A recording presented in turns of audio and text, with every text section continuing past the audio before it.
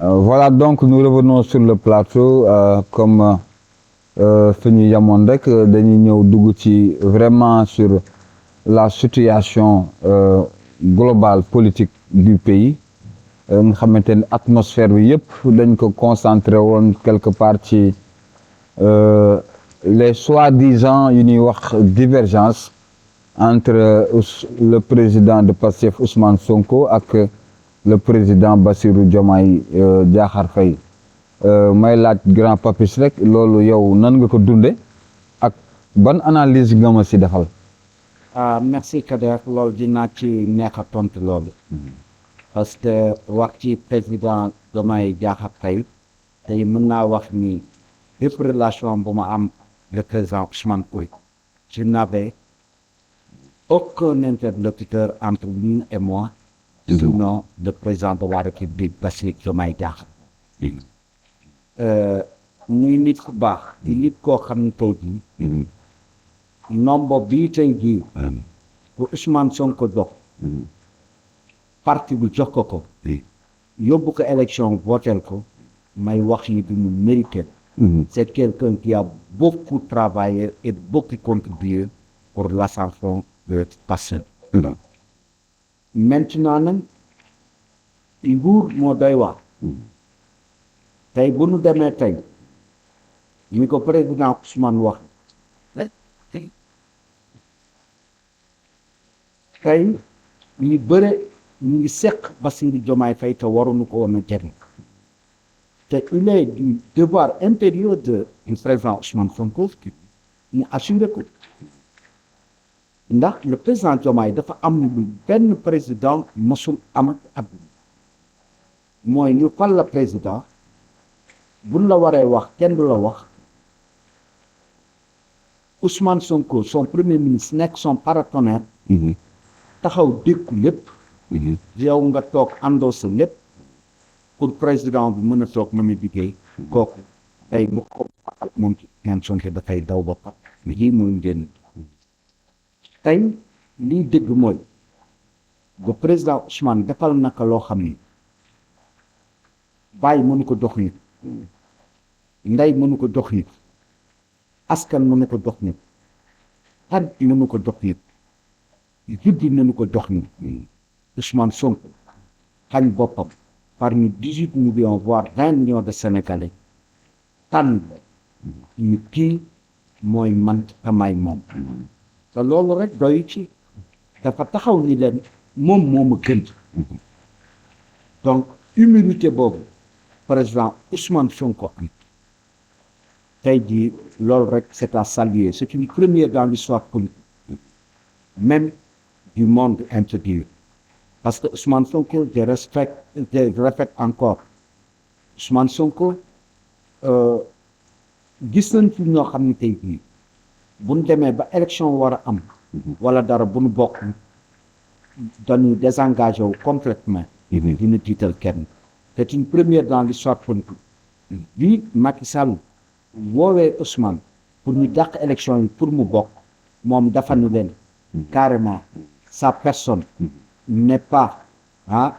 du loo xamee ni moom moo ko jiital mais li am solo ba am solo il a toujours parlé de ce projet donc il a été toujours loyal envers lui-même envers le projet voilà ce qu'incarne Ousmane Sonko. Mais justement étant loyal est-ce qu'aujourd'hui on peut dire que après 2 ans au pouvoir est-ce que Sénégal waru woon dépasser un peu ces histoires de clivage entre 2 hommes qui faisaient partie du même parti du même clan ñoo bokkoon lépp ay xarit lañu dem ba wax dëgg yàlla dund lool ci politique ba agsi fii est-ce que gëm nga ni réew mi fi ñu toll nii war ñu woon nekk gën a nekk ci ay débat yu mel ni ki naka la économie bi di décoller naka la emploi jeune di doxe naka la les différents secteurs de la pêche de l'agriculture de l'élevage du tourisme doxe que ñuy nekk sur un problème de dualité entre parenthèses. waaw je te remercie encore Kader parce que foofu di may wax rek lépp rek dafa dépendre ci président Bassirou Diomaye Diakhar Faye le père de la nation et père de tout le Sénégal tey lépp ci moom la ndax tey ji lii nu gis c'est vrai neexul ku ni neex na la tey bii neexul wax nañu jox nañ ko cëram wax nañ ko li mu doon ak li mu mérité ci parti bi kii mu doon yëpp tey daf ko mérité waaye ba mu pàcc leen tey lu mu mënti defal parti bi lu mu mënti defal Ousmane Sonko daf ko fal en 10 jours moom moo koy wax moo ni bu mu clignoté peut-être naka ni jàkk te xam ni il sera son directeur de campagne en 2029 donc non seulement tous deux ils n'ont pas le droit à décevoir l'attente des Sénégalais parce que Ousmane Sonko ça et sa vision il représente l'espoir et l'espérance de tout un peuple je vous plaît. mais grand yow léegi kon personnellement yow da ngeen xam est-ce que bu nga ni am na sax ñoom ñaar waaw man damay jàpp ni am na ñu nekk ci diggante bi te loolu nekk ci diggante bi moom la que le président Ousmane Sonko di wax donc